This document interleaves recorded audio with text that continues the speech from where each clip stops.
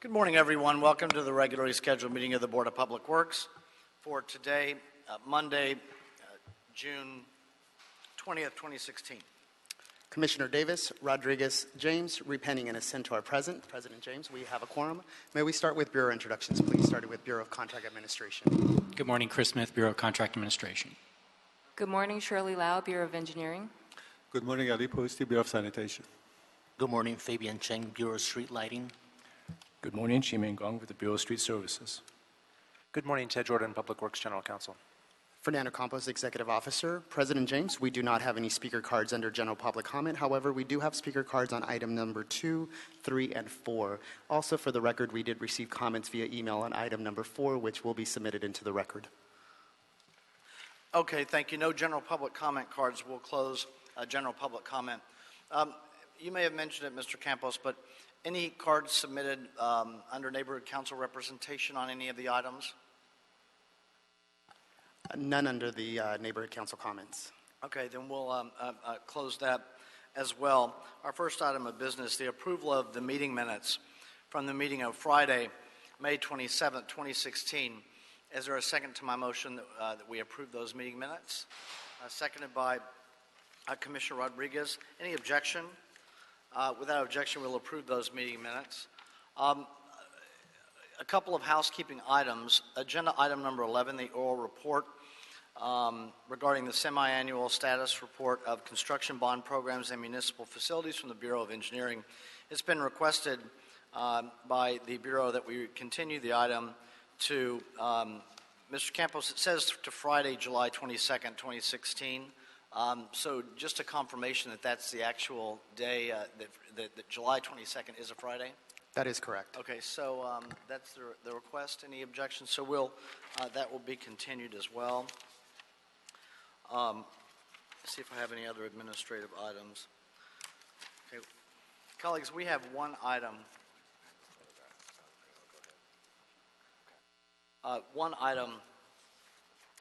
That is not on the agenda that I do want to spend a few minutes on. That is a presentation, not an agenda item. So give me just a moment.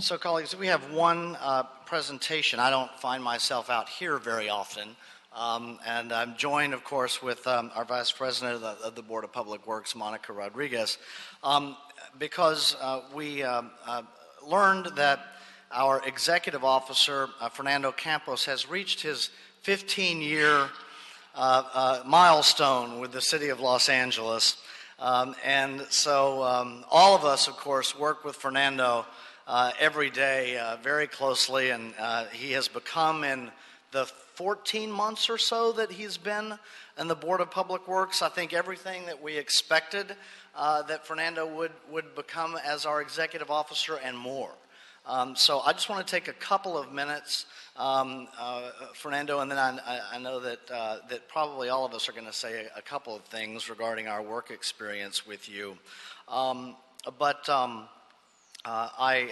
When we hired you, first of all, let me backtrack. When we we had a long list of candidates for your position. We were very pleased with the list of candidates that we had for your position. And we were very excited when you accepted the position because we knew that you could make the executive officer position, you could take it to new levels. You've done that in just the 14 months that you've been here, whether it's the work that you've done with our accounting office, the support of the front office, as well as the accounting office, the work around the Public Works Trust Fund, and the work that you've done with individual commissioners. Myself on the Public Works Trust Fund, Commissioner Rodriguez, of course, on a number of things, including Bavin, Commissioner Repenning on the Clean Streets Initiative, Commissioner Jacinto on our Build LA program. Commissioner Davis on a number of things, including the South LA initiative, just to really scratch the surface. I'm glad this is 15 years right here, because one, it's accomplishment with the city, but two, it also means that we've got you for a while. I always get a little nervous when these say 30 years or 35 years. But just know that you have our support and our appreciation for the great work that you've put in here at the Board of Public Works. And I'm going to leave the podium now within the capable hands of our Vice President, Commissioner Rodriguez. Thank you, Commissioner James. Fernando, well, first of all, scratching the surface, that doesn't even really capture it, because it's more of a divot in the surface. You've done such an incredible job in the time that we've had you here as our executive officer. You've implemented so many reforms that have really helped to enhance and really embolden the role of the Department of Public Works and the Board of Public Works in the City of Los Angeles, and we have really you to thank for that. You've been an incredible collaborator and partner, helping to implement a number of the reforms that each of us is leading in this environment, and so my deepest gratitude to you for helping to bring your expertise. I think your background in finance in particular has been incredibly valuable to us as we work towards having a more transparent government, helping to create an environment where we have a more competitive bidding process. All the things that we are looking to lead in this area, you have been a very great partner, and just so appreciative to have the opportunity to work with you.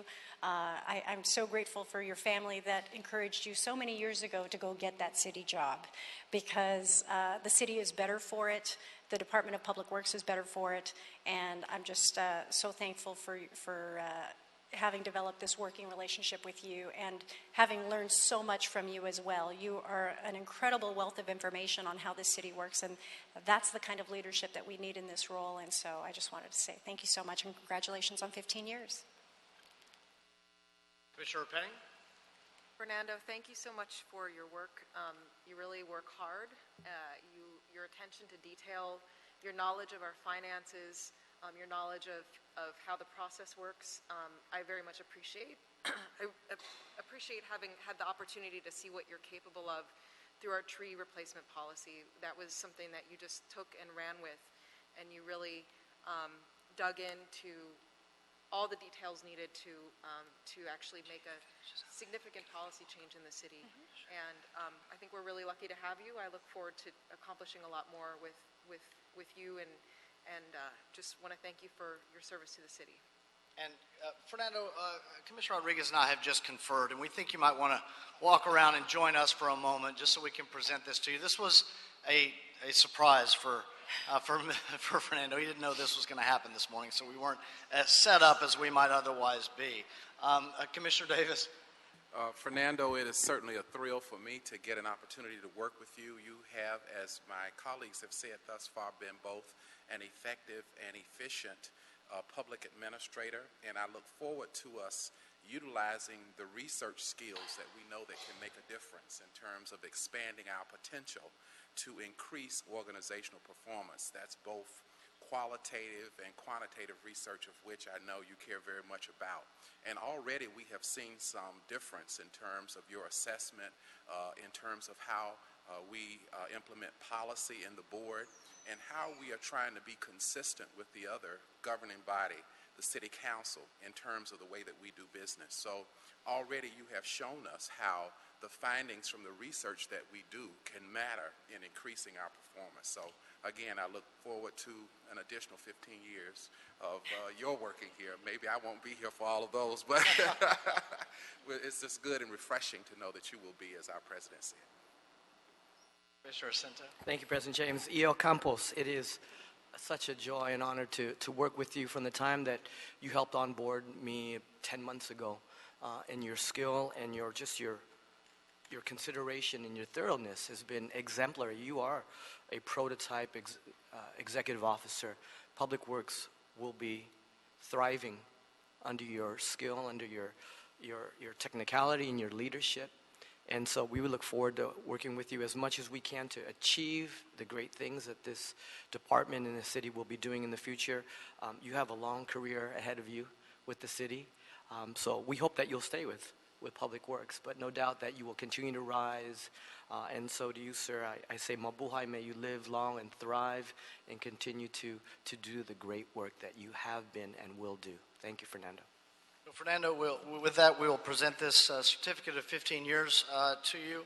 And as I do so, I was remiss in mentioning that your hard work and concentration on the budget and the budget process for us has just been a terrific partnership, and we look forward to many more of those as Public Works is such a big part of the budget of the city of Los Angeles.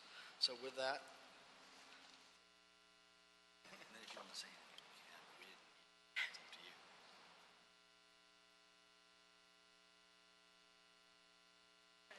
say a few words, and then we'll take another picture.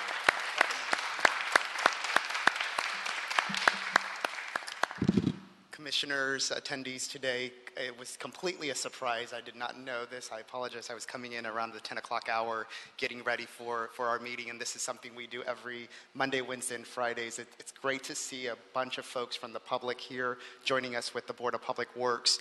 Just a little bit about myself. I've been with the city now 15 years. I'm very pleased and blessed to be here. When I first took this job, this was something that was not on my radar, commissioners. This is something that just came about, and I just felt like I needed to apply for this position.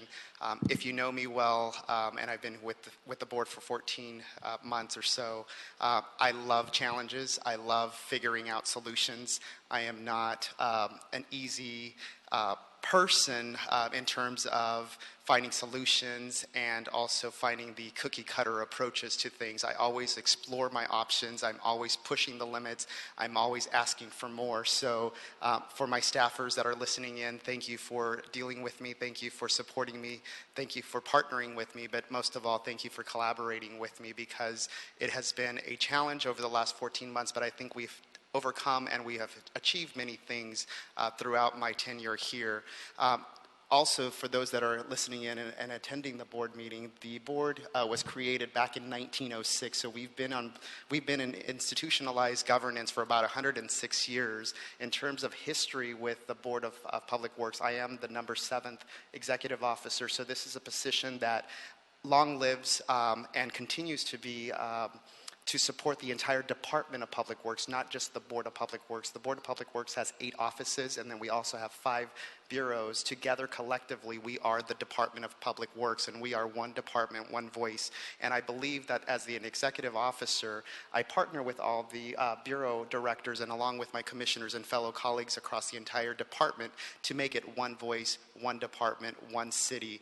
And I am honored to be in front of you, accepting the 15 years. I do have another 15 years to go, so I look forward to what the future will be in the city of Los Angeles, but most importantly, the 3rd strongest department in the city of LA, the Department of Public Works, and we will make the future.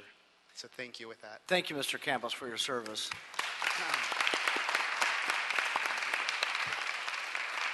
We'll take, just for those listening on, we'll take about a 2-minute recess for a photograph, and then we'll get back on our agenda.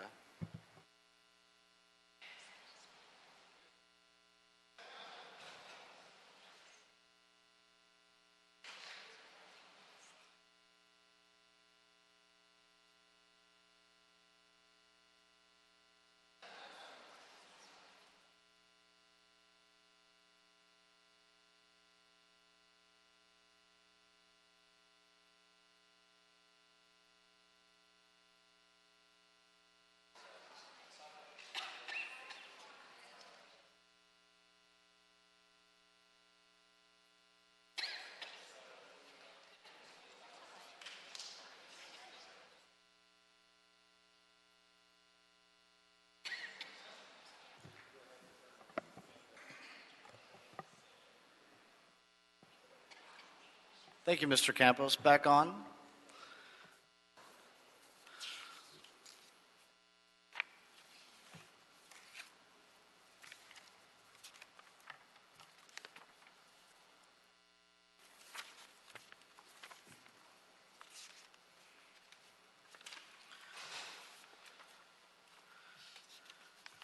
Mr. Smith, so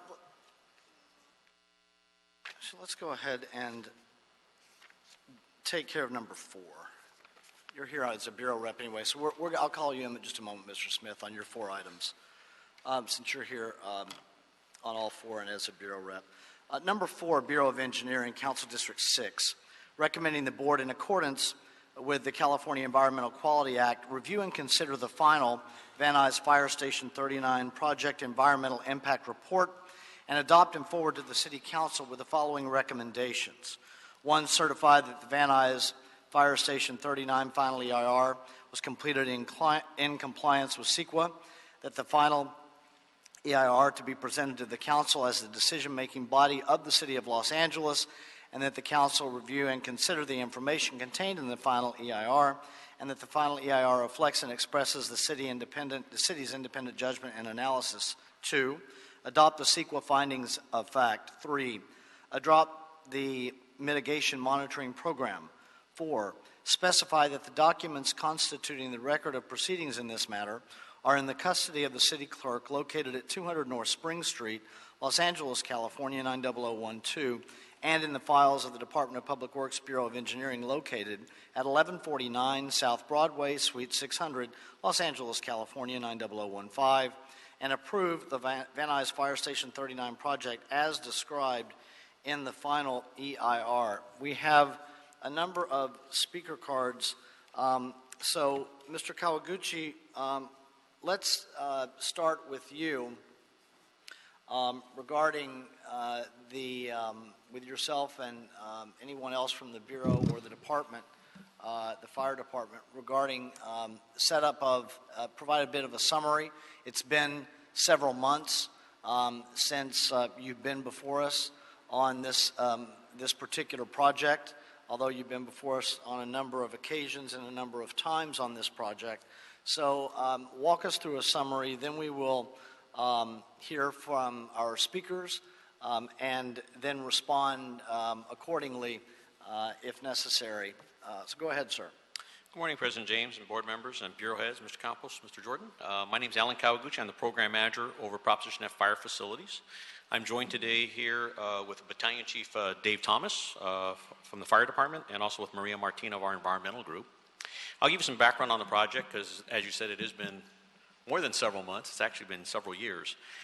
Fire Station 39 is our 22nd station that we're constructing under Proposition F. The mayor and the council approved the project in September of 2009, and this is to replace the existing fire station up in Van Nuys located at 415 Sylvan Street. Land acquisition began shortly after council gave us approval. The replacement fire station is being located at 14615 Oxnard Street. The design of the fire station started in September of 2012. The station is a 18,533 square foot fire station, sitting on about 1.19 acres of land. The design for the station is designed to house a task force, a ladder truck, 2 engines, 2 rescue ambulances, the battalion chief and staff, along with 14 other firefighters. This station will serve an area of approximately 6.62 square miles. The project originally had a mitigated negative declaration, which was adopted by council in June of 2014. The project was advertised, but was canceled due to a lawsuit that we had. At this point, I'd like to have Battalion Chief Dave Thomas come up and kind of speak about the fire station itself.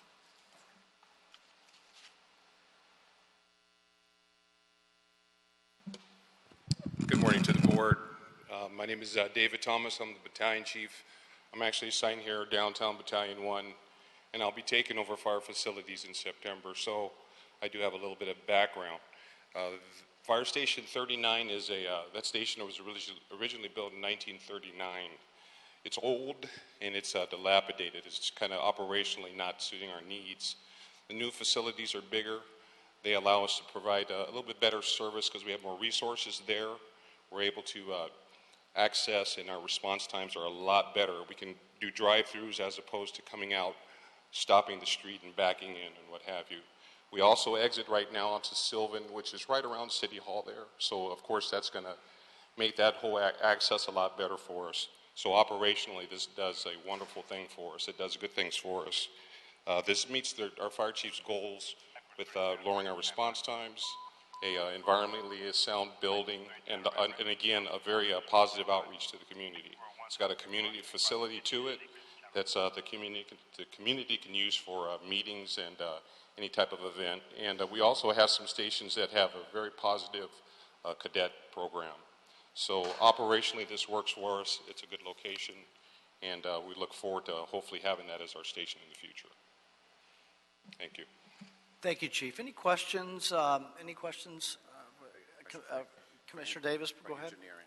This is kind of not directly related, but just for a matter of background information. This is Proposition Proposition F funding, right? Proposition F, which is both animal and fire facilities. So I see. That's now, it. Prop Q also paid for some law enforcement facilities as well. Prop Q is what we call public safety, and that was really the big lion's share of it was police stations. There was a $50 million component or $25 million component to upgrade and renovate existing fire stations. Okay, Prop Q as well as F does funding for this? Q, not for the fire station itself. The fire stations the replacement stations are all Proposition F. That's 100% funding. But like I said, in the Proposition Q, they had $25 million reserved for renovation work on other stations because, again, the fire department has over 100 stations. We only had replaced roughly 22 of them, so they still needed upgrades. That $25 million has all been expired and spent, and the upgrades have been done. All right, thank you, sir. Okay. Do you want to hear from our environmental group on process, or you want to hold off on that? I would like a summary, Mr. Kawaguchi, from the environmental unit, and then we'll go to the, in summary fashion, and then we'll go to the speaker cards, and then we can get into more detail. Okay, I have Maria So Martin. that way we respond to anything that's raised by the speaker cards. Okay, I have Maria Martin from our environmental group that will speak on that side. Thank you. Good morning. As Alan mentioned, there had been a previous mitigated negative declaration that was adopted by Council, and in December 2014, the City Council instructed the Bureau of Engineering to prepare an Environmental Impact Report, or EIR, for the project pursuant to the California Environmental Quality Act, also known as CEQA. On March 19, 2015, the City issued a notice of preparation of a draft EIR. A public scoping meeting was held April 9, 2015. The NOP and scoping meeting provided the opportunity for the public, local and state agencies, and other interested parties to comment on the content of the EIR. The draft EIR was circulated for public review for a 45-day public review period from March 24, 2016 to May 9, 2016. The notice of availability was sent to members of the public, local and state agencies, and other interested parties in accordance with CEQA. The notice of availability for the draft EIR for the public review was published in the LA Times, March 24, 2016. During the public review period, the draft EIR and the EIR administrative record were available for review at the Van Nuys Branch Library, the offices of Council Districts 4 and 6, the Bureau of Engineering office, and the draft EIR was also made available at the BOE website. During the public review period, a public hearing was held on April 14, 2016 in the Van Nuys community to solicit comments on the draft EIR. All of these activities were done in compliance with the requirements of CEQA. The final EIR was made available on BOE's website June 16, 2016. New information in this final EIR was approximately 200 pages, with 92 of those being appendices, such as mailing lists, copy of the notice of availability, and other information. The new information that is not on the appendices is primarily the comments that were received on the EIR and the responses to those comments. Just a note that the Van Nuys Neighborhood Council received all relevant notifications during this period of public review for the various phases. 7 comments on the draft EIR were received during the public review period. Responses to these comments are presented in the final EIR, as I mentioned earlier. None of the comments received identified any relevant issues that were not addressed in the draft EIR, and none of the comments necessitated changes on the findings of the EIR. The EIR concluded that with implementation of mitigation measures, the proposed project will result in less than significant impacts. The EIR did identify potentially significant impacts related to hazards and hazardous materials and noise. It also identified feasible mitigation measures that would reduce these impacts to a less than significant level. The EIR evaluated 5 alternative sites for the proposed project in detail and concluded that none of the alternative sites would be environmentally superior to the proposed project. Potential impacts related to hazards and hazardous materials would be mitigated through implementation of a contingency plan for identifying, handling, and disposing of contaminated material that may be encountered during construction. Potential impacts related to noise would be mitigated, and this is during operation, would be mitigated through the design and construction of noise barriers along the northern property line of residences with backyards adjacent to Oxnard Street. The goal of this measure is to reduce future with project noise levels to a less than significant level, less than 70 dB CNEL, with increase of less than 5 dB CNEL. That's the summary of the process that we've gone through. Thank you. Okay, thank you, Ms. Martin. Let's go to the speaker cards on agenda item number 4. Rabina Sewell?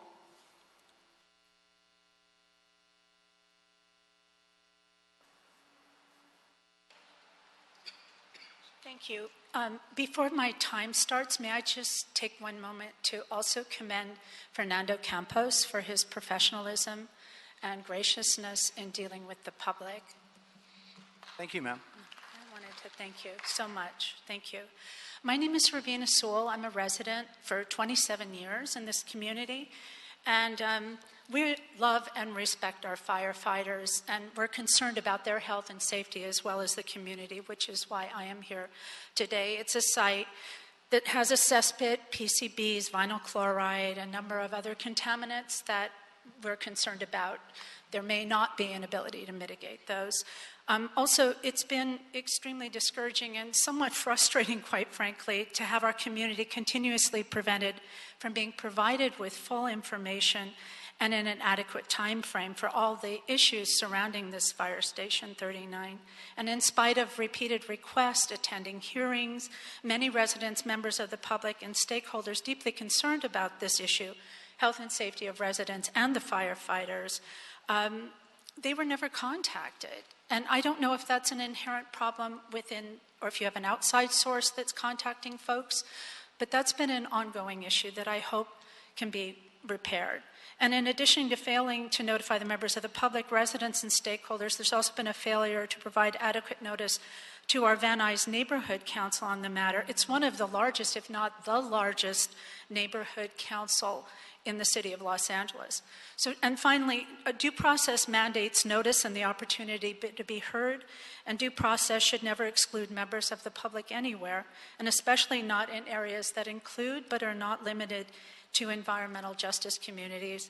We hope that you can assist us in extending the time frame to 45 days, and that would enable members of the public, residents, and stakeholders to be provided and given equal protection and due process under the 5th and 14th Amendments. Thank you so much.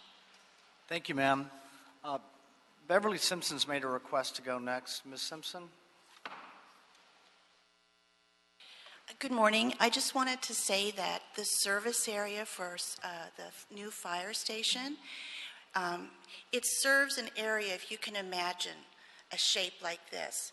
This new fire station has been proposed to go right near the bottom. I don't know how that can improve response times because the existing fire station 39 is over here. I live in that area, and I don't know if any of you want to stand on the corner by the orange line at 9 o'clock in the morning and see 85 to 100 people walk across Van Nuys Boulevard every 15 minutes to get the orange line. That's the kind of foot traffic and street traffic that these fire trucks are going to have to come across anytime they get a call that goes north on Van Nuys Boulevard. And remember that shape I'm telling you? The fire station is down here. How does that increase response times? I understand a large lot, they'll be able to pull the fire trucks in more easily when they're done. But we need increased response time. So I don't understand it. I don't know why. Their existing station, they just can come right out on Van Nuys Boulevard. Where they want to put it now on Oxnard, it has to come all the way out to Van Nuys Boulevard, cross a very busy orange line. I haven't even mentioned the buses going by. I'm just talking about the people. I challenge you, please come stand there from 7 a.m. till 10 a.m. And there's at least 50 to 80 people that walk by, and it's a long street. It's wide. And these people, you've got people in wheelchairs, people in strollers, bicycles, elderly, young mothers holding their children. I'm afraid of the fire truck coming around the corner. I'm afraid of it for the safety of our citizens. So please, would you consider the response time and just look at it again? We don't want to have the fire station 2 minutes. not get a new one, just another location. Thank you. Thank you, ma'am. I have a speaker card. I apologize. I can't. Okay. I was going to say I can't read the writing, but Commissioner Rodriguez can. Candido Mares. That's Candido Mares, depending on the neighborhood, Mr. Commissioner. Good morning and thank you. Mr. President, I'm a longtime resident of Porter Ranch, but I've had a 45-year love affair with the city of Van Nuys. And the reason why I have that love affair is because I came here from Colorado in 1973. I was homeless for almost 6 months, and I lived between the fire station and St. Elizabeth Church. So that community gave something to me. It allowed me to own 11 businesses. It allowed me to prosper. We are one city, one people. From Chatsworth to San Pedro, from the east side to the west side, we are one city. And I ask each and every one of you, because one day you'll be off this board, and I don't want this to be a mistake where you said, you know what, if I would have thought a little more about that fire station in Van Nuys, I might have done something a little different. Because we all want that. We need it. I have health reasons. I have a heart problem. Every time the fire stations go out, I think, thank God they're right there next to them in case I have a problem. But this is the wrong location. The process has been wronged. All we're asking for is continuance. We are one city, one people. Please, commissioners, please take a look at this. Send it back. Let's have a continuance on this. Thank you, sir. Jeffrey Lynn.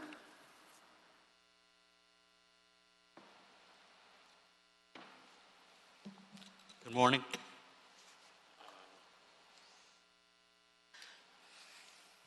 This has been a very long process. I'm here to speak on behalf of myself personally and my neighbors. This process has gone on since approximately 2009. At the end of the day, procedurally speaking, in March of 2015, as I believe one of the ladies here before me said, there was a notice of a preparation of EIR. They spent an entire year doing an EIR, which they did not want to do. They tried to do it on a negative declaration to begin with. Finally, they prepared the EIR, they did studies, they hired vendors, an entire year, and we all waited to see what it would say. There was then a public comment process that ended on May 9th. That's only about 6 weeks ago. Many, many comments were submitted at that time. The report they came out with this last Thursday morning, June 16th, not 100 hours ago, is 2,000 pages long. The community hasn't read it. Our neighborhood council hasn't read it. And I dare say no one on this board has read all of it. It wouldn't be possible. This is Monday morning, no notice. Even according to Mr. Mundy, who I believe is with the board of, or the Bureau of Engineering, and then the lady before me, there are at least 215 brand new pages to this that no one has had a chance to see. A lot of it is technical jargon. A lot of it is not easily understandable by people in the community. Therefore, in a nutshell, what we would like, rather than having this board approve a report that it hasn't read and no one else has read in its entirety since it was just issued Thursday morning, is for this proceeding to be put over 45 days so that the community can consider it, the neighborhood council can consider it, and we can come back here with some meaningful feedback. Fundamental due process dictates that that is fair and reasonable, and Mr. Campos, who you have quite rightly saluted this morning and is a fair and reasonable man, has recommended that we have that continuance, and 2 I minutes. believe, thank you. Thank you. And that's all we're asking for. Thank you, Mr. Lynn. You're welcome. Mr. D'Antona? Representative from Council District 6. Good morning, Commissioners. Jim D'Antona, Chief of Staff for City Councilwoman Nuri Martinez. Let me say on behalf of the Councilwoman, thank you for the amount of time you've spent reviewing this project, the second time it's been here, and you've had at least, this will be the third hearing at least, on this project.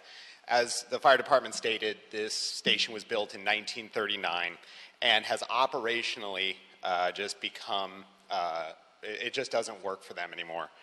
So back in 2009, as I said, we had started the process of finding a new site, and 7 years later, we're here to try and finalize that project. Operationally, going out onto Sylvan Street, which our office is right across the street, it's a 3-lane road, parking on the sides, very difficult to get in and out of. And it does take time to get out of there. And then when you get to Van Nuys Boulevard, that's clogged because of the stoplights. This will be moving on to Oxnard Street, which is 5 lanes. It is a commercial industrial area up and back. There are 6 homes directly across the way from this, but the street is built to house volume and speed, and that is why the site makes sense. It also would allow a protected stoplight so that we can control traffic and let them get out of there as fast as possible. This is this is the most reviewed fire station in the history of the city of Los Angeles. We have gone from a neg deck to a mitigated neg deck because we realized there were issues and there could be potential impacts, and we asked staff to review that. We went from a mitigated negative deck to an EIR because they said that we weren't considering everything. Every issue has been double and triple checked. This project is so popular, we've drawn comments from as far away as San Pedro on a fire station in Van Nuys. This project has been reviewed to a level and dealt with all the specific issues. And we mitigate all of those issues. Several complaints have been made that there haven't been enough notification, public input on this project. Truthfully, there will and have been at least 12 public hearings on this item. Tom LaBonge had 2 community meetings back when he was here. The Van Nuys Neighborhood Council themselves have had 2 to 3 public hearings. The EIR had their own public hearing. There have been 4 hearings the last time this was here, and with a mitigated negative declaration. There will be at least 2, maybe 3 hearings when council considers this. Any request for delay is simply a stall tactic. Because as staff has said, the Van Nuys Neighborhood Council is on record. April 2014, they submitted a letter saying they were opposed to a project at this site. That has not changed. There isn't a reason to go back and have the Van Nuys Neighborhood Council consider it and just reaffirm their idea unless Mr. Lynn was saying they're going to come out in support of this. We ask that you move this item forward and bring it to council and let Council Public Works Committee, they have another hearing on this coming, and the way this has gone in the past, not that it would be required at council, but in front of the full council, I would assume there would be another public hearing. So the councilwoman would ask for you to move this item forward and continue the process so we can build this fire station. Thank you.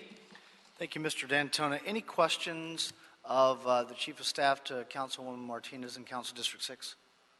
Okay, thank you, sir. Mr. Kawaguchi? There's a public comment card that wasn't called on. Do we have a public comment card?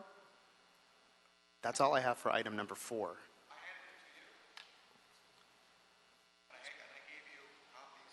What is the name? I don't have it. Mr. Marquez, I don't have. I do have a Mr. Marquez on item number 3. Rubina Sewell and Ms. Simpson. So I'm sorry. Mr. Marquez, if you would like to speak, we'll. Mr. Marquez, just state your name for the record. I don't have it. There was a little confusion because I went by number 3, BOE. Yeah, I do have a number 3 for you, but I'll have you speak on 4. I'll have not realizing it 4 over here. It's normally referred to the agenda items, and I saw that as the agenda item. It's number 4. Okay, so Mr. Campos, you can keep that. So Mr. Marquez, go ahead, sir. Thank you for this opportunity to speak. My name is Jesse Marquez. I am the founder and executive director of the Coalition for a Safe Environment. You heard a reference to San Pedro. Well, actually, our organization is headquartered in Wilmington. We have members in over 25 different cities in Los Angeles County, with naturally Los Angeles being the largest one. So naturally, we have members in almost every community in Los Angeles, including Van Nuys, which is why we get involved. Our organization specializes in the review of environmental impact reports. You just heard the gentleman speak about the different changes it's gone through. The reason it's gone through different changes is because they failed to comply with CEQA in the first place. And it took the public having to come back to these meetings and identify why it was deficient and why it had to be an environmental impact report and not as originally proposed. I received notice on Thursday at 10:30 in the morning, which I didn't catch till 4:30 that afternoon. And as you do know, it's about 2,000 plus pages. You may have heard the other city official talk about they reviewed everything and nothing were really relevant. Well, we submitted 25 categories of deficiencies in the EIR or questions and additional information that we required in order to make an adequate public comment. For example, if you look at my document that they were all handed, they reference, oh, see table or see a figure. Well, they didn't even put down the page number or the figure number so we could go to. I had to go through it. And then sometimes, you'll see me, I commented there, they did not answer the specific question. We brought up issues about sensitive receptors. Mrs. Ramirez, for example, is legally blind. Now, she can see, whereas you and I get a ticket for speeding, failing to come to a stop, she gets tickets because she can't read where it says no walking with a little red guy. So we have a visual problem. So when they talk about, oh, it's going to have lighting, flashing lights, and things of that, to a person that's blind or legally blind, they cannot see that. She also has another problem in hearing. You and I listen to TV at 10:15. She sits 6 feet across from the TV at 70 and 80. So there are hearing impaired people. Because of her elderly age, she falls down frequently. So she could be easily startled. We talked about sensitive receptors. They looked at a map. Well, we asked for more specific information because we have schools, and even though it might not show a school within 1,000 feet, children and students are walking to 2 school. minutes. So there are specific Mr. Marquez. walking routes that we wanted to be reviewed and assessed. Thank you. Thank you, sir. Mr. Kawaguchi.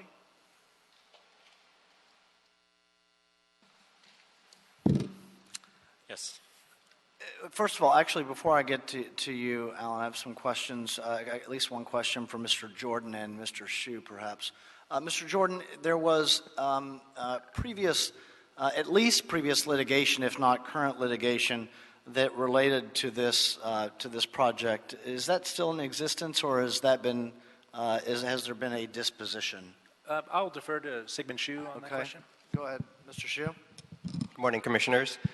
Yes, there was a previous litigation on this project on the mitigated negative declaration. That litigation has concluded.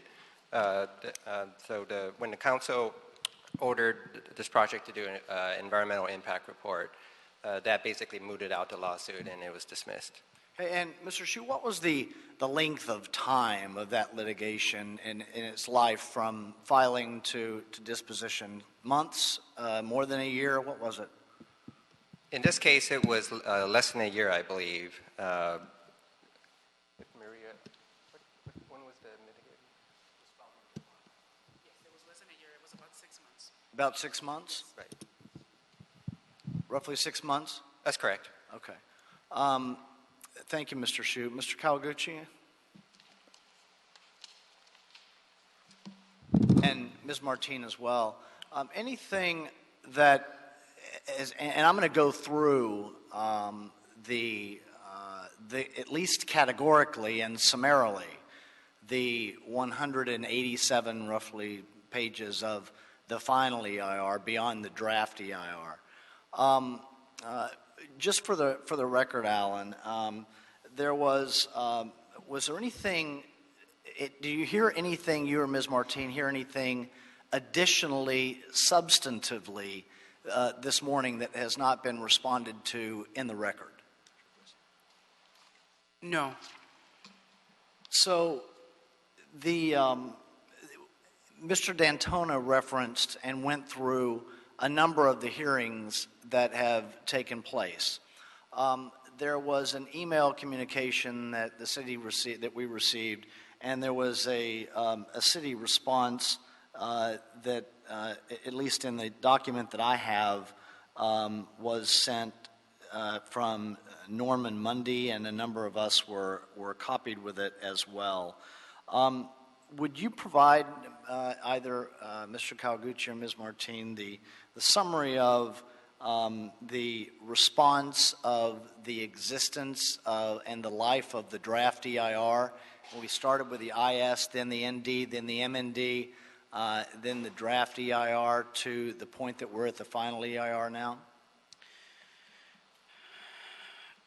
Yes. Norman,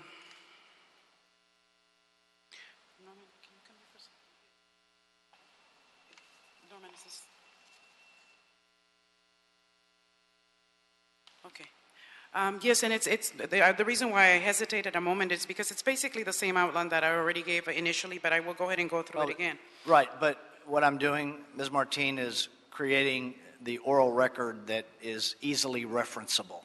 Okay, if understood. That's a word, yes. The final, easily referenced. But go for ahead. the final EIR, the notice of the final EIR was released on June 16, 2016, and is not required to be circulated for public comment, but has been made available to the public. Most of the documents have already been released previously, except... And when you say most of the documents have already been released previously, most of the documents, is the reference there to the draft EIR? Yes, the draft EIR and the appendices were previously released and were subject to the 45-day public review period in accordance with the California Environmental Quality Act. Okay, go ahead. Continue. Had already been previously released. In addition to the draft EIR, please note that also the record of the for the draft EIR, basically the supporting documents were released in together with the EIR in a CD format. In addition to that binder that you have there, and the back there was a CD with a public record in it as well. Right.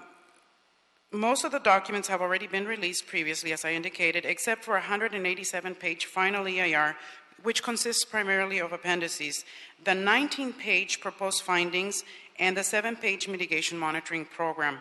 As you noted, the city already received input from the Van Nuys Neighborhood Council on the project from the Community Impact Statement submitted January 16, 2014, which is the one that Mr. Dantona referred to, which asked the City Council to consider alternative sites. At that time, the city disclosed its site selection analysis, and a comprehensive alternative analysis was included in the draft EIR. Any recommendations made by the Board of the Public Works will be considered and acted on by the City Council, which will have further public participation, as Mr. Dantona indicated, because there will be at least one more public hearing. How many alternative locations were studied for this project? And in the alternative section, there were 18 alternative sites that were looked at. Of those 18 sites, 5 were carried forward and were analyzed in more detail in the EIR. So we did look at approximately 18 sites in the alternative section of the EIR. And did the draft EIR provide a summary of response, for lack of a better term, regarding those 5 additional projects, an explanation of each of those? Yes, it provided an analysis as to what were the impacts for those particular sites. It did conduct an analysis on the various impact areas. Okay. The comment letters that were referenced, the 7 roughly 7 comments? 7, is that the number? Yes. So those, the response to those comments was conducted how? We reviewed the comments, and we prepared responses to those comments, and those are included in the final EIR. Okay. Were the responses provided to the people that sent the letters themselves? In accordance with CEQA, the responses were provided to the agency that commented, DWP. Okay. And the final EIR was made available to the public when it was posted on our website. Okay. Mr. Hsu? Yeah, just to ask some clarification. Under CEQA, the responses to comments comprise the final EIR, and under 21092.5 of the Public Resources Code, the final EIR is not required to be circulated except 10 days prior to certifying the EIR, and that's when Council will take the final action on the EIR. Those responses do need to be provided to any public agency that commented on the project. In this case, the only public agency that commented was DWP, and those responses were given to them. Yes. So in terms of the legal requirements, there is no requirement that the responses be circulated, but they in fact were on June 16th. Okay.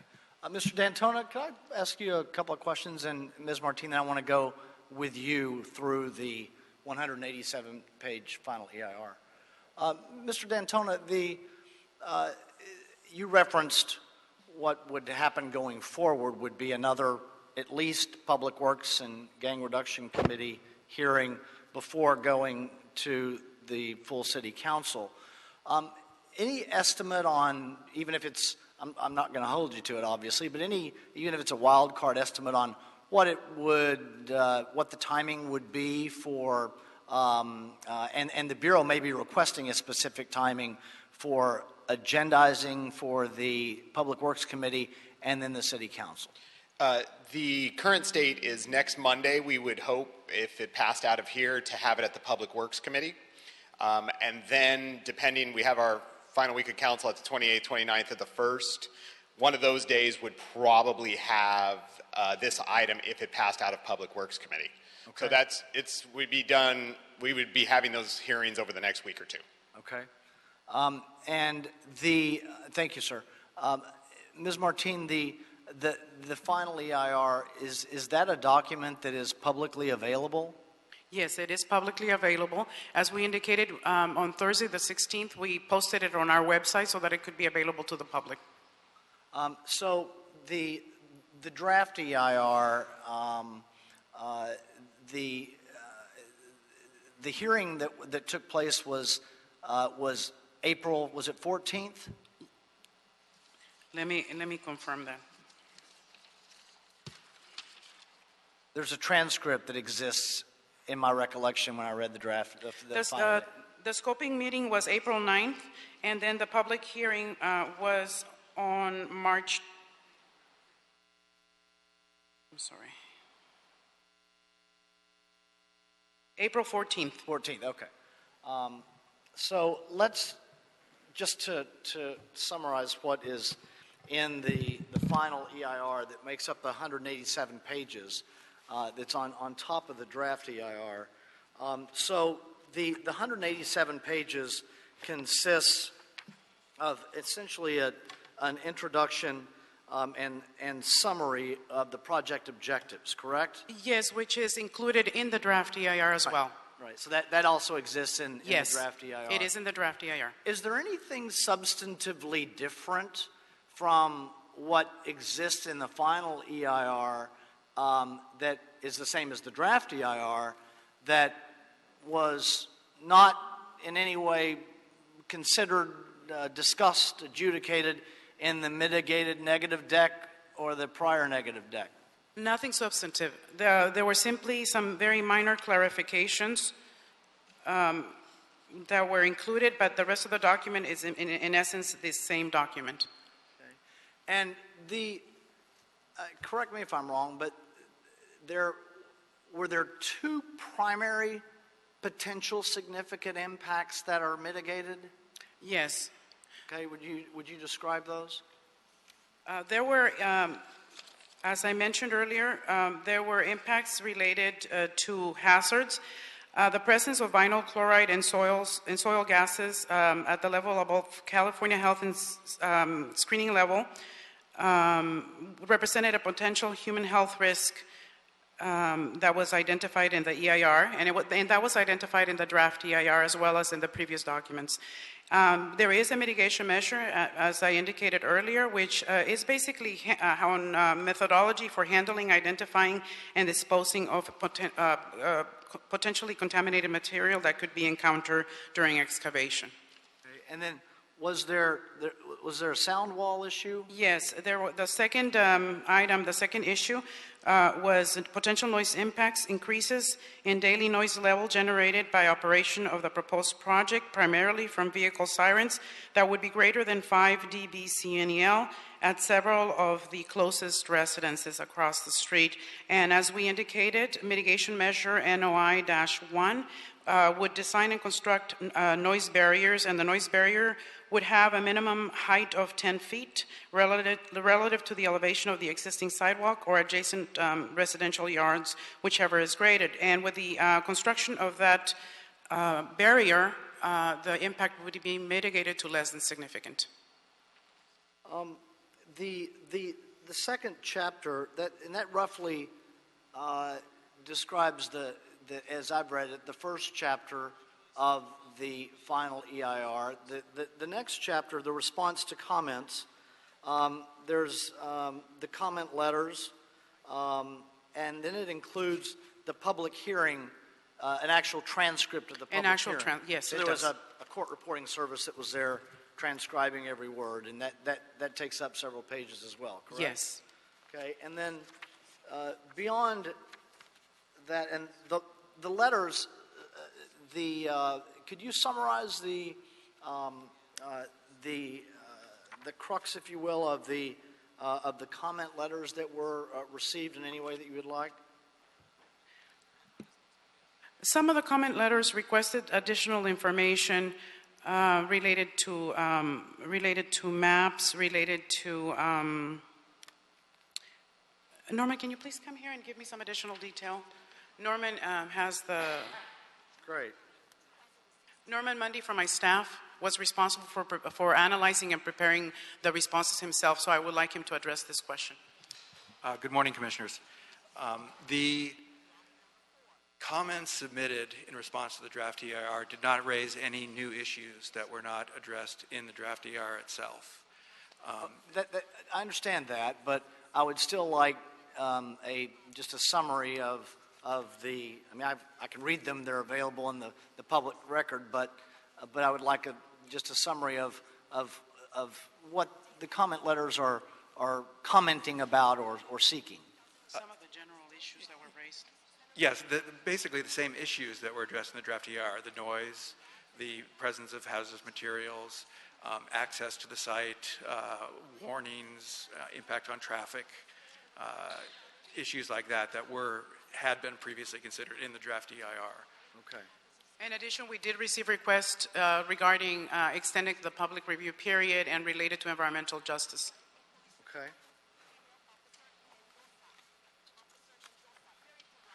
Then I get to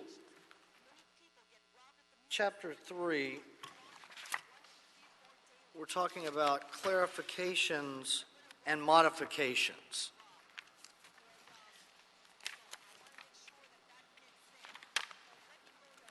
There was just some minor corrections of numbers. Were any of those of significance? No, these were just some very minor clarifications that we needed to make regarding a table for greenhouse gases, but these did not change any of the conclusions. There was also a minor clarification regarding hydrology and water quality. And once again, that did not necessitate any changes to the conclusions. There were just minor clarifications for the record. Okay, and beyond that, we get into the appendices. So the appendices provide really just an explanation of the process. Yes, it basically included the notice of preparation, our mailing lists, and there was also, associated with a minor clarification that we made, we reprinted the air quality and greenhouse modeling outputs that are related to the minor clarifications that were made to that section. Okay. And then the next appendix is looks like it's the transcript of the hearing Thursday, April 14, 2016, Van Nuys, California, correct? Yes. And then to wrap it up, there is the chart of the project characteristics.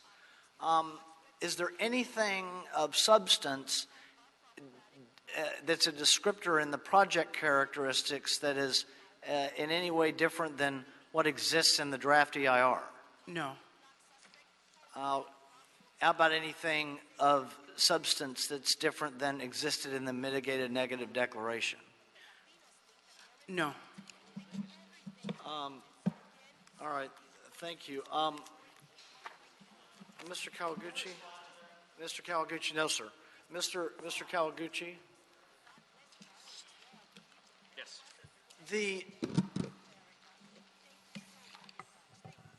The number of requests that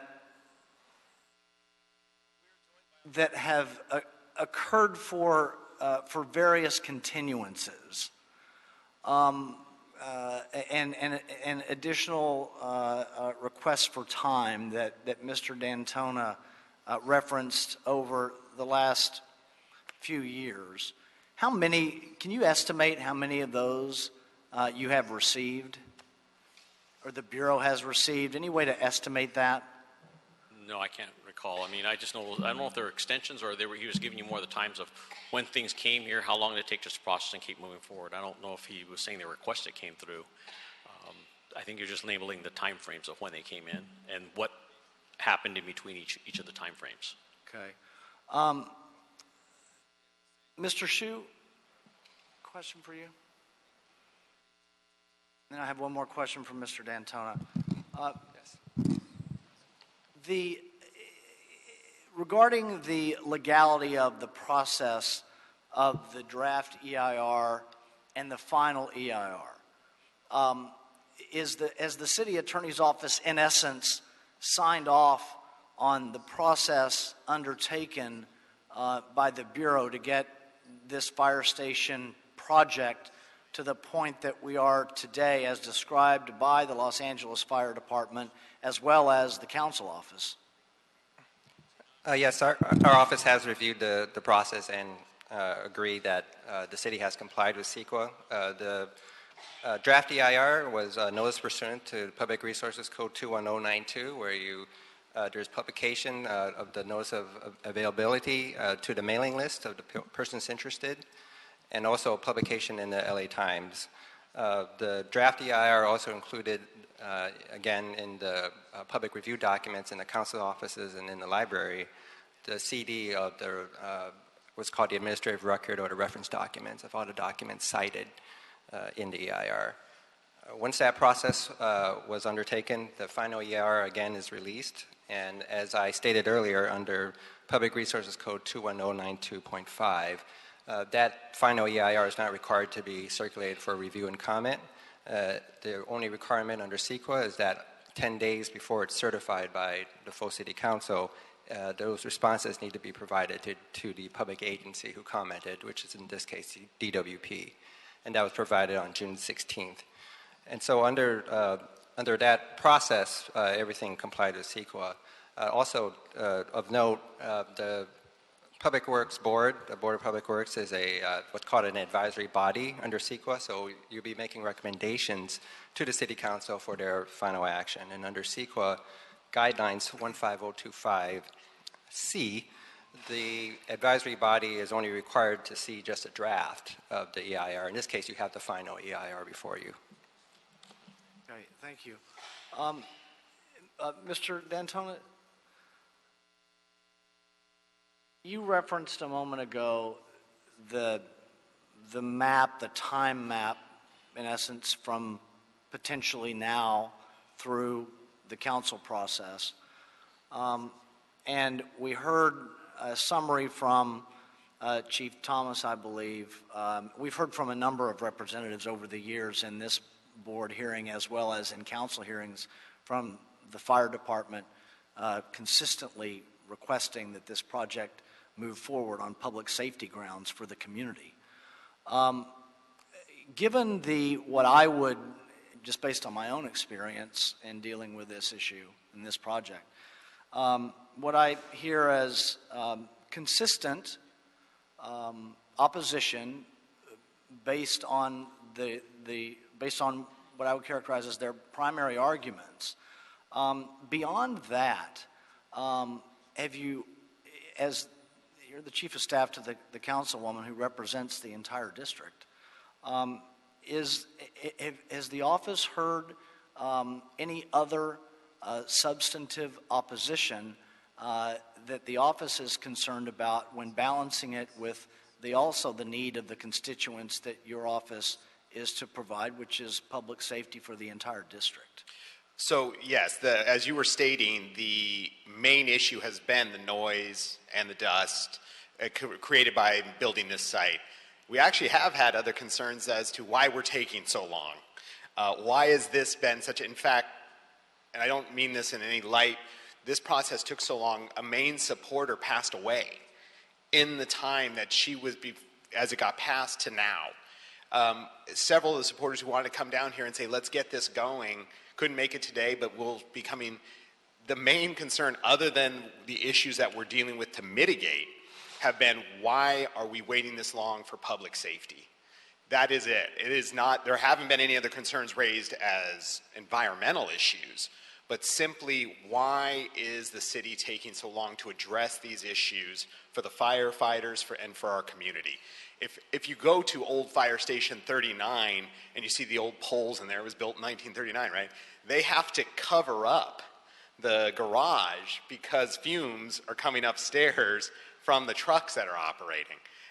This is bad for everyone in that fire station. We need to give them a new facility so that when they sleep, they're not breathing in toxic fumes. And we need to do it for the people, a faster turnaround of time. Where they exist today, there is noise. If we moved it to Cedros and Victory, where the concerned citizens would like us to move it to, there's even more residential. The noise is going to be there. We have a way to mitigate that here. But those are the only issues that have been raised, other than why are we taking so long to get this new fire station open?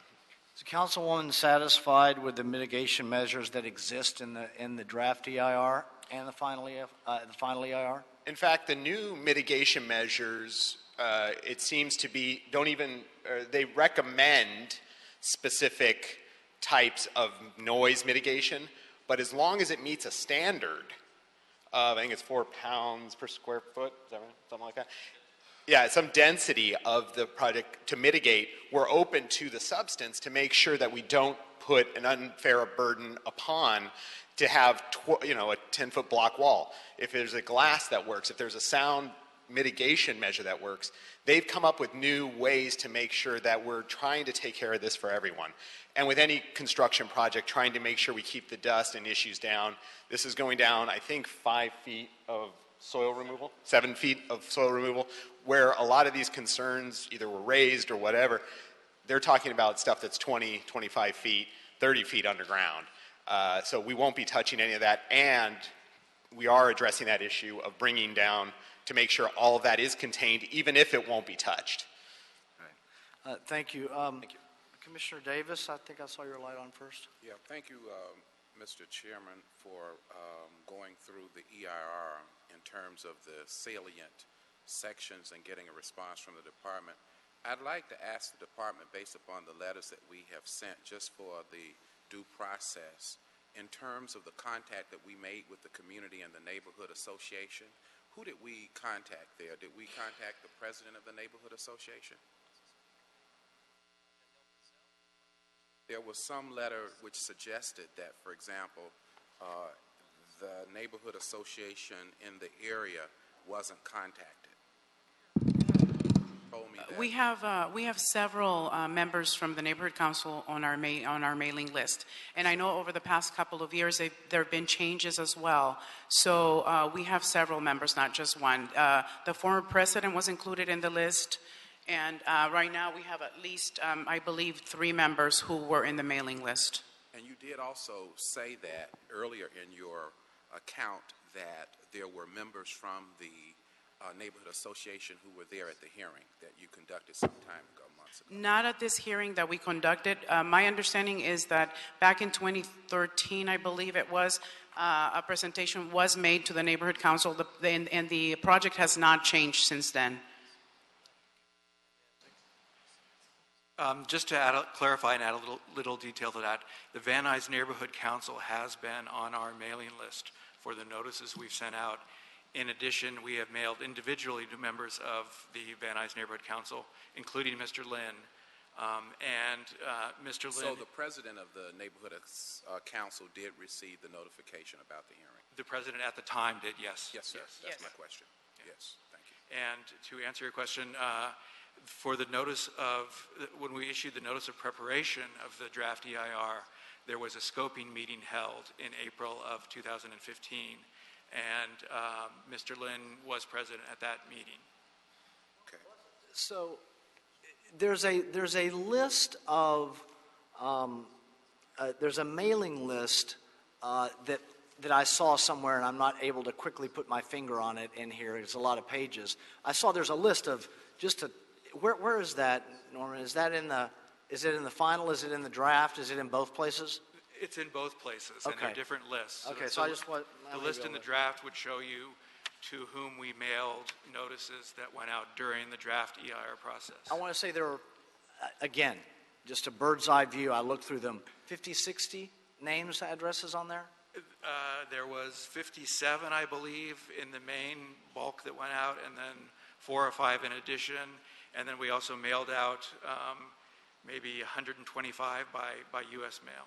Okay. And there was also an email blast as well. Okay, as well as the newspaper and everything else.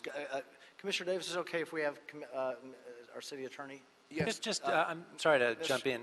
Just to clarify, staff reference to the material had been sent to Mr. Lynn. I just wanted to clarify what Mr. Lynn himself said already today, that he came here and spoke on behalf of himself and the concerned neighbors, not the neighborhood council. He did say that. Yeah. Yes, that's true.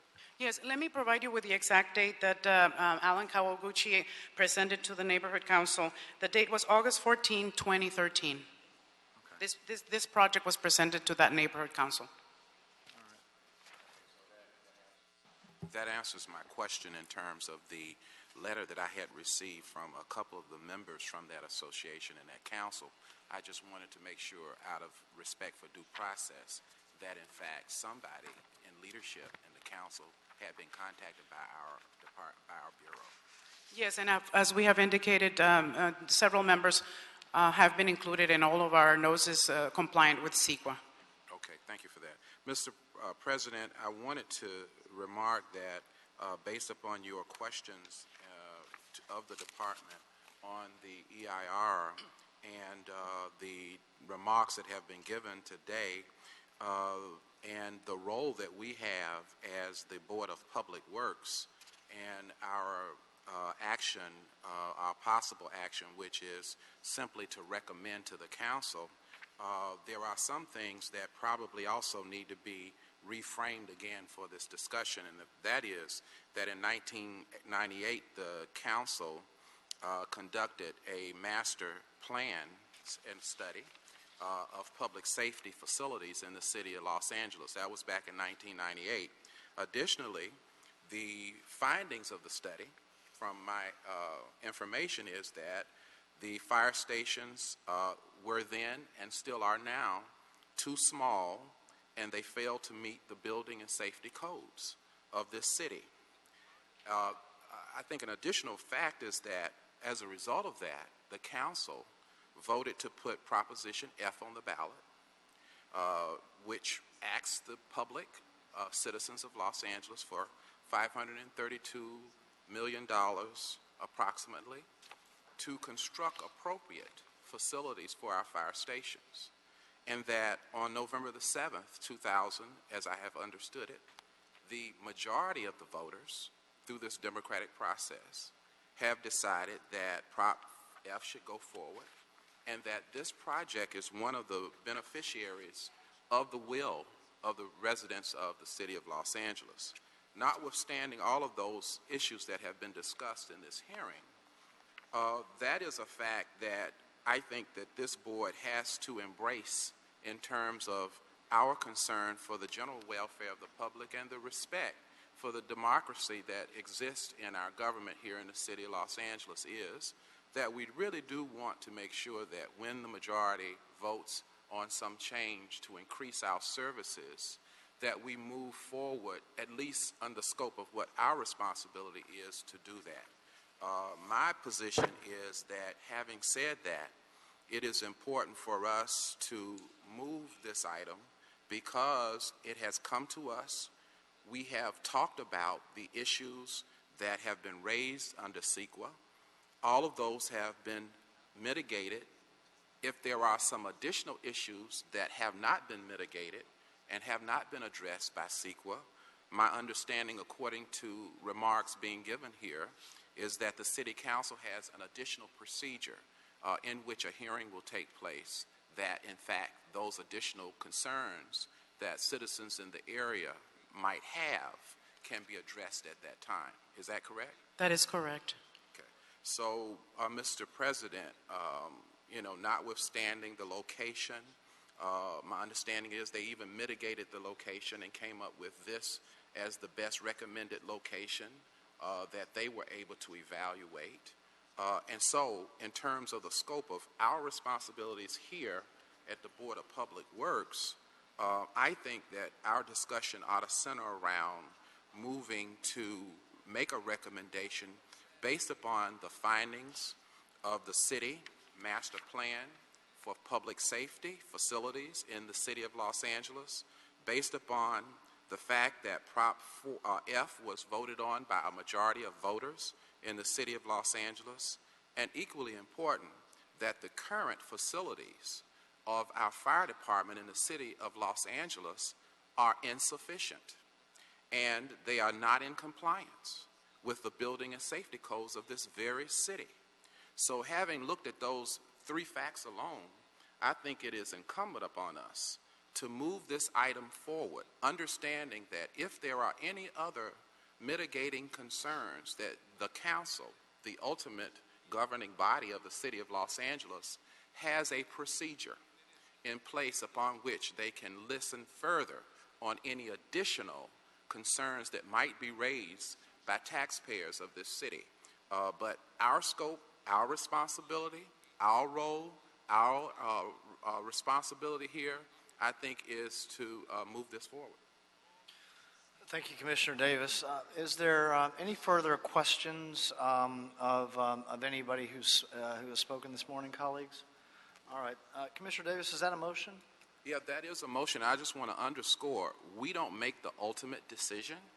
Our job is we cannot, as I've always said, the good cannot be the enemy of the bad. And unfortunately, it's not Burger King, and you can't always have it your way in government. And I respect and we encourage, the mayor's office encourages, the council offices encourage feedback, concern, and public safety is important. But public safety is a big umbrella. And public safety means that those who are providing it must have an adequate place in which to deliver it. When you have a fire station that is violating the very own codes of the very city that purports to provide fire service, that in of itself is a tragedy. We are not the city council, we are the Board of Public Works. And our job, inevitably, is to make sure that appropriate facilities are erected and that they are implemented, notwithstanding the other regulatory bodies within our environment, including CEQA. And the issues that taxpayers have will be addressed by the process we have in the city of Los Angeles. The council has already been on record in this meeting saying that there will be additional hearings for that. So I will just simply conclude that yes, Mr. President, I do move forward out of the best interests of public safety for facilities in the city of Los Angeles, in particular fire stations, in that they may deliver the services that taxpayers pay for in an appropriate and in a safe way, so that service delivery will be what it ought to be. Thank you, Commissioner Davis. There's a second by Commissioner Cinto. I'm going to, before we take a vote, I want to add something for the record.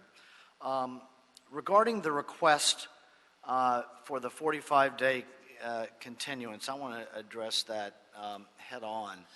I think that we've had questions answered regarding that from the Bureau as well as the Council Office, indeed in part the Fire Department. But having been through as has been referenced significantly by both sides even this morning, the length of time of the life of this project. The community members that are seeking additional time have been involved in this process for a very long time in numerous steps. In addition to that, there was a lawsuit that was filed that lasted approximately 6 months that came to disposition that resulted in the draft EIR and the final EIR. A 45-day continuance would be met by more of the same substantive arguments. I've been a litigator a quarter of a century, long enough to know that it'll be met by the same arguments and a request for another 45-day continuance, or they might decide to ask for then a 30-day continuance that time, such that we end up with the circumstance that the council office described about the community asking, why is this taking so long? So with that, if the council wants to consider additional continuances, that's something that the council will consider, but it's not something that I would vote for today. So that said, Commissioner Davis, your motion has been made. It's been seconded by Commissioner Cento. Are there any objections? Without objection, the agenda item, the agenda item will be passed as the motion is made and seconded. Any issues sending the item forthwith? The item will be sent forthwith. All right, thank you, everyone. Thank you. Thank you, Ms. Martine. Moving to agenda item number 3, the Bureau of Engineering, Council District 14, has recommended that the board adopt and forward to the City Council with the following recommendations, following the requirements of the California Environmental Quality Act. Review and consideration of the mitigated negative declaration. Find that on the basis of the whole record, there is no substantial evidence that the project will have a significant effect on the environment, and the mitigated negative declaration reflects the city's independent judgment and analysis. Adopt the mitigated negative declaration, this is on the Channel 35 studio, and approve the project as described in the initial study, and adopt the mitigation monitoring program in connection with the Channel 35 studio relocation project. Ms. Sarno, are you here as the AGM on this item? Okay, because your card says number 2, so. Okay, come on up.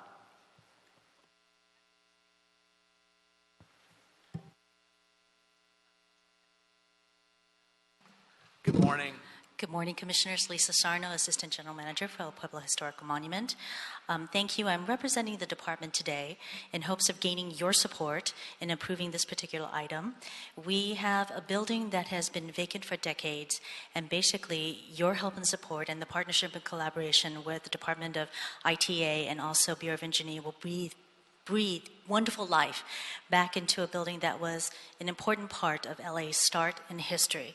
And we would like, again, to make sure that this building is renovated and rehabbed so that we can, again, make it a working, viable benefit to the city of Los Angeles as well as the people of Los Angeles. So, again, we ask for your support in approving and moving this agenda item forward. Thank you, Ms. Sarno. Haji Abdallah?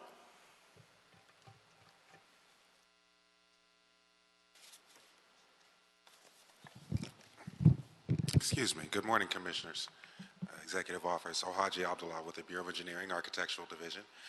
Obviously, this project includes the rehabilitation and reuse, adaptive reuse of a historical structure owned by the City of Los Angeles that has been sitting vacant for decades.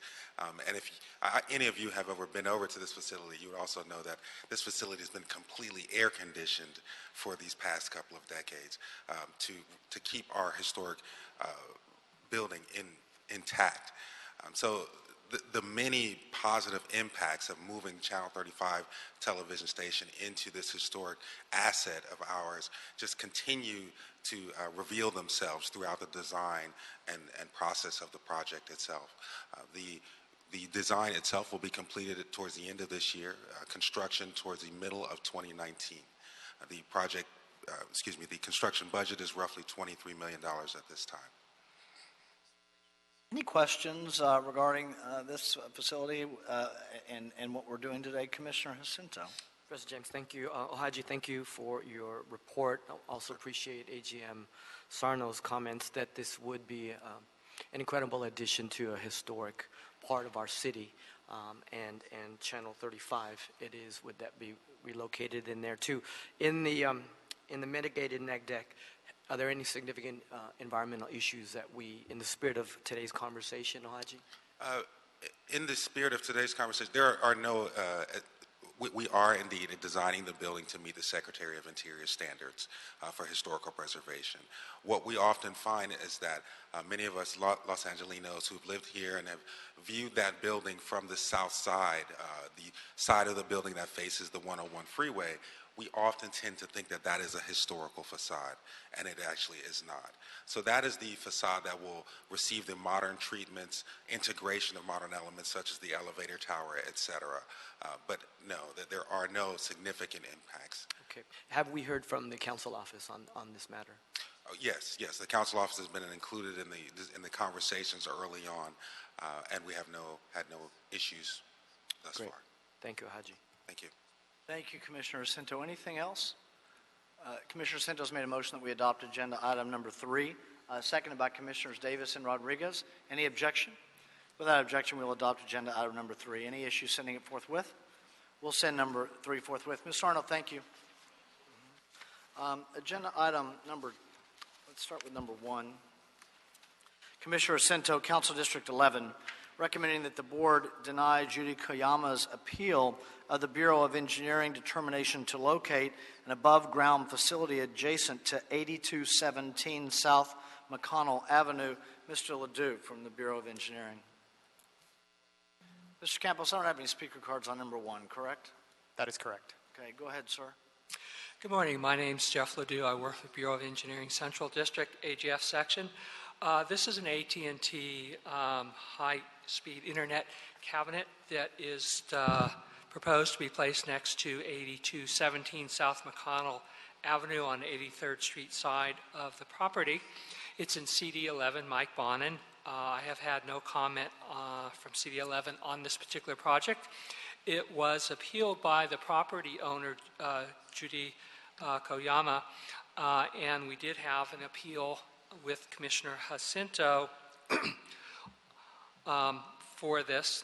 Basically, the appeal hearing was on April 12th. We did do a site visit out there with AT&T. There's 4 lots on this block.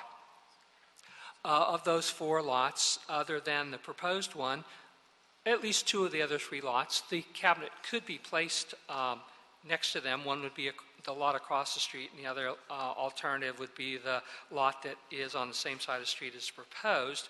Those lots are more exposed to that area than what is proposed. Basically, where it is proposed is the least intrusive of the 4 lots that are actually there. Basically, in their letter, the appellant had 3 comments. One, that the installation does not meet the aesthetic requirements and that her property is overburdened with existing light poles and power poles. As far as I can determine, the proposed cabinet does meet all the aesthetic requirements in the ordinance. It's in the public right-of-way. There will be shrubbery placed on both sides of it. It is, like I said, the least intrusive or the least out, just plain out there that you can see of the sites. The appellant did complain that it did not meet the density requirement, which is that they allow 3 AGFs per city block. The other items that are on that block, such as utility poles and streetlight poles of that nature, are not considered AGFs for as far as density goes. So there was no other existing AGF as spelled out in the ordinance on that block, so this would be the only actual one that we would term an above-ground facility. Also, that mention about putting it below grade, basically this is not in an area that requires a below grade exemption, so there's nothing that says it has to be, and this is just a small cabinet.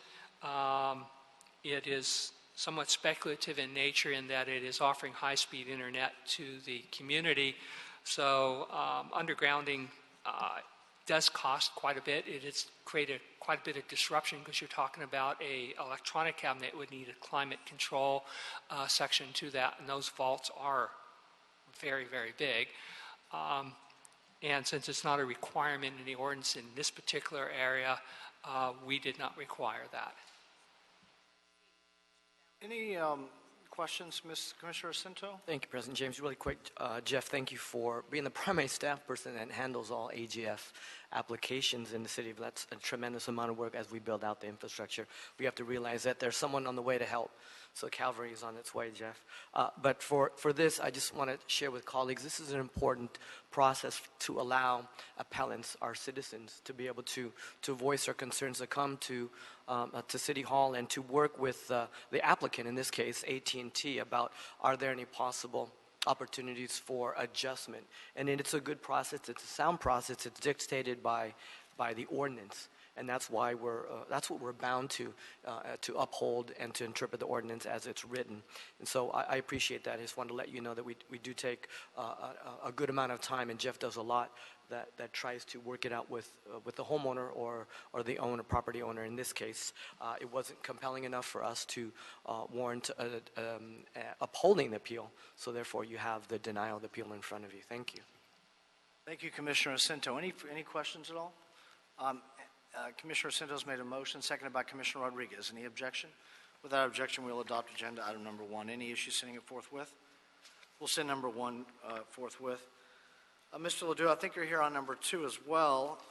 Bureau of Engineering, Council District 9, recommending that the board approve the request for a variance from the height limitation requirements of the above-ground facilities ordinance per Los Angeles Municipal Code Section 6208.VB and authorize Mobilite LLC to install a 41-foot, 11-inch high wood monopole in the public right-of-way adjacent to 1026 West 43rd Street. Mr. Liu, I think my recollection from the record is there were no, after the notices were sent out, there were no objections that were registered on this one? There were no opposition to this one and no appeals. Okay, we do have a representative from Mobilite if anyone has any questions. Go ahead with your summary, and then we'll see if there are any questions. This is a mobility proposed cell site that consists of one almost 42-foot high pole that's about 12 inches diameter, so it's not a huge diameter one. It has a small cell antenna on top that's about 13 inches high by 7 inches in diameter, so it's actually smaller than the diameter of the pole, with conduit and a few electronic gadgets on that pole itself. It's in CD9, which is Curran Price Jr. They are remaining neutral at this point in time on this. I have received no comments, emails expressing either positive or negative comments on this particular site. It is in a commercial zone, not residential. Any questions on number 2? Commissioner Rodriguez has made a motion that we approve number 2, seconded by Commissioner Cinto. Any objection? Without objection, we'll adopt agenda item number 2. Any issues sending it forthwith? We'll send number 2 forthwith. Thank you, sir. Agenda item number 5, Bureau of Contract Administration and Bureau of Engineering requested contract acceptance, on-call contracts, sidewalk repair program. We have 4 packages, Chris, today. Package number 7, completed by Clark Contracting Corporation. That's agenda item number 5. Package number 10, completed by Mike Perlich and Sons. That's agenda item number 6. Package number 11, completed by Environmental Construction Incorporated. That's agenda item number 7. And package number 12, completed by PPC Construction Incorporated. And that is agenda item number 8. Go ahead, sir. Good morning, Chris Smith, Bureau of Contract Administration. These contracts were all awarded under the emergency geotechnical contract. Therefore, there were no outreach requirements. The sidewalk package number 7 was awarded April 9th, 2015, completed March 10th, 2016. The scope of all of these contracts was to replace damaged sidewalk adjacent to city facilities. With regard to package number 7, there's no unresolved financial or property issues. The Bureau recommends acceptance. Okay. Any questions on agenda items 5 through 9? Am I right about that? 5, 6, 7, and 8. 5 through 8. You want me to summarize them all? I'm sorry? I only did the first Oh, one. you only You did the first want me to one? go Yeah. through the whole thing? Why don't you walk us through them, Chris?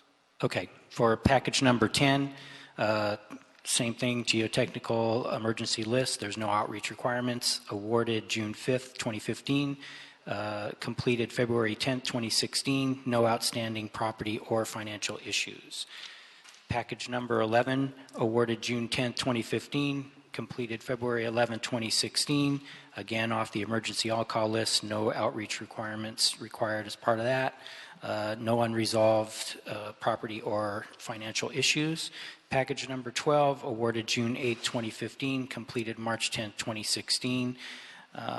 Again, no unresolved property or financial issues. Bureau recommends acceptance of all of these contracts. Okay. Any questions at all on any of these? Commissioner Rodriguez has made a motion that we approve those, seconded by Commissioner Davis. Any objection? Without objection, we'll adopt agenda items 5, 6, 7, and 8. Any issues sending 5, 6, 7, and 8 forthwith? We'll send them forthwith. Thank you, sir. Agenda item number 9, requested contract award, Bureau of Engineering and Contract Administration in Council Districts 1 and 14. This is for secondary sewer renewal program, Daly Street and Avenue 26, recommending that the board declare the first low bidder to be the lowest responsible bidder and award a contract in the amount of $1,804,785 to Vasillage Incorporated. Claudia Haskett.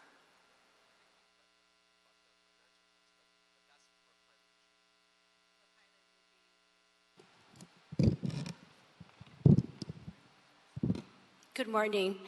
My name is Hortensia Alonso, and I'm here representing Claudia Haskett, who's ill.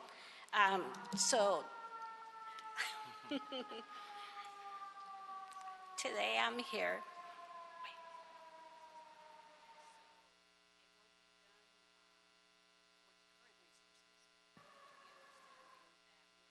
Okay.